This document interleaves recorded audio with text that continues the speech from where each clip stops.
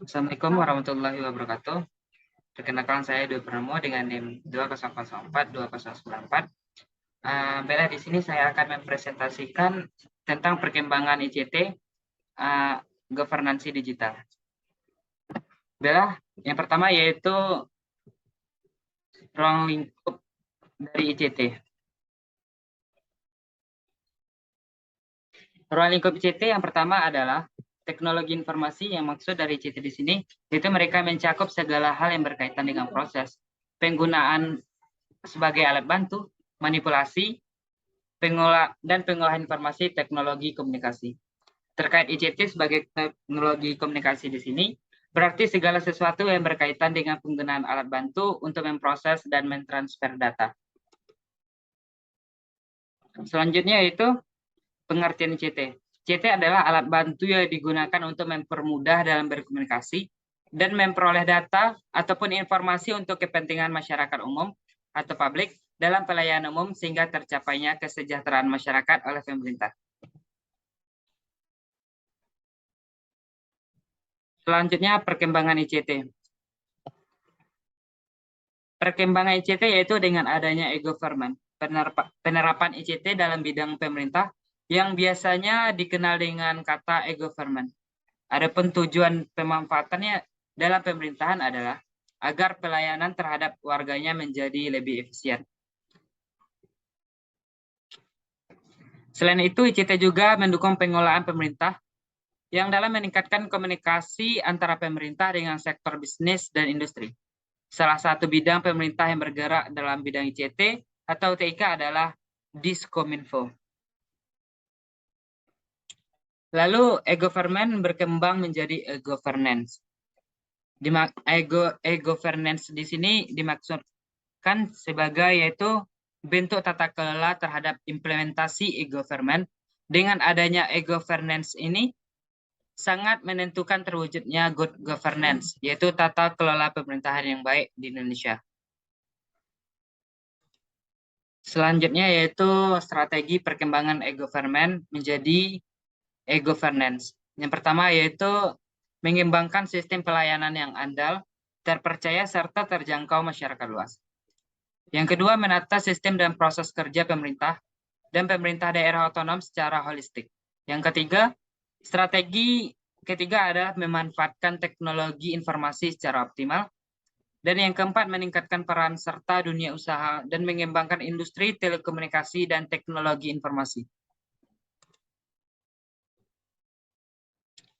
Yang selanjutnya yaitu prinsip-prinsip dasar digital government. Prinsip-prinsip dasar digital governance terdiri dari 4 bagian. Yang pertama yaitu governance adalah proyek yang bersifat teknologi. Di sini maksudnya ialah semua penggunaan teknologi informasi dan telekomunikasi di sektor publik, penyediaan layanan atau service pemerintah dengan menggunakan teknologi informasi dan telekomunikasi, pemanfaatan dan optimalisasi internet, dan dalam penyediaan layanan dan pelibatan dan kolaborasi publik. Dan yang kedua, hambatan utama e-governance.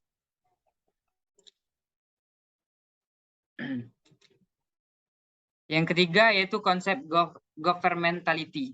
Maksudnya di sini adalah e-government adalah penggunaan teknologi informasi dan komunikasi yang terbaru oleh pemerintah untuk memberikan pelayanan intensif kepada masyarakat, pelaku bisnis, dan lingkungan pemerintah dengan menggunakan aplikasi yang berbasis web. Melalui perubahan pada proses internal dan eksternal, dalam rangka mengurangi korupsi, meningkatkan transparansi, kemudahan yang semakin bertambah, peningkatan pendapatan, dan mengurangi ongkos dalam penyelenggaraan pemerintah. Dan yang keempat yaitu tata kelola e-public. E-public disebut juga dengan e-service. Public atau e-service merupakan sistem layanan elektronik dalam bentuk aplikasi yang memanfaatkan teknologi informasi dan juga komunikasi. Di Indonesia, dalam praktiknya, ada banyak bentuk e-public ini.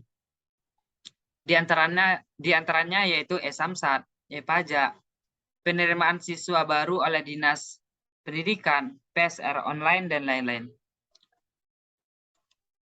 Dan selanjutnya yaitu tingkat digitalisasi dalam sektor publik. Digitalisasi dalam sektor publik atau e-government berarti penggunaan atau pemanfaatan digitalisasi oleh suatu instansi pemerintah dalam memberikan pelayanan kepada masyarakat.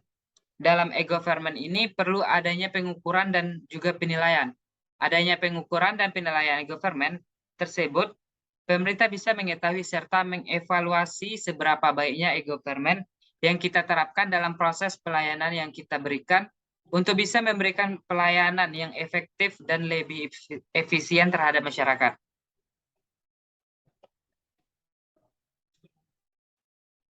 Dalam pengukuran penggunaan digitalisasi ini, kita dapat mengukurnya dengan cara melakukan perbandingan secara global dengan memiliki beberapa indikator yang diantaranya yaitu input indikator, output indikator, impact atau efek indikator, environmental indikator, dan yang terakhir yaitu usage atau intensity indikator. Selanjutnya yaitu analisis penilaian. Dalam analisis penilaian ini terbagi atas beberapa dimensi. Yang pertama yaitu dimensi kebijakan, dimensi kelembagaan, dimensi infrastruktur, dimensi aplikasi, dan dimensi perencanaan.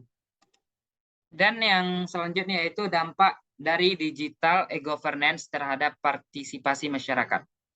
Menurut Indrajit, pada tahun 2006 mengatakan bahwa tujuan akhir dari evolusi e-government ini adalah meningkatnya partisipasi masyarakat dalam pemerintahan maupun pembangunan.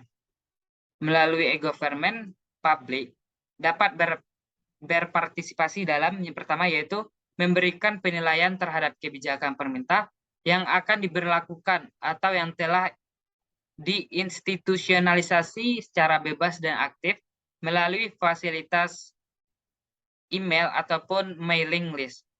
Yang kedua yaitu mencari data dan informasi yang dibutuhkan untuk proses penunjang aktivitas sehari-hari dari sejumlah website yang dimiliki pemerintah. Dan yang ketiga yaitu mengikuti beragam dialog ataupun public sharing yang dilakukan secara online melalui internet. Mungkin sekian yang dapat saya sampaikan dan saya akhiri dengan Assalamualaikum warahmatullahi wabarakatuh.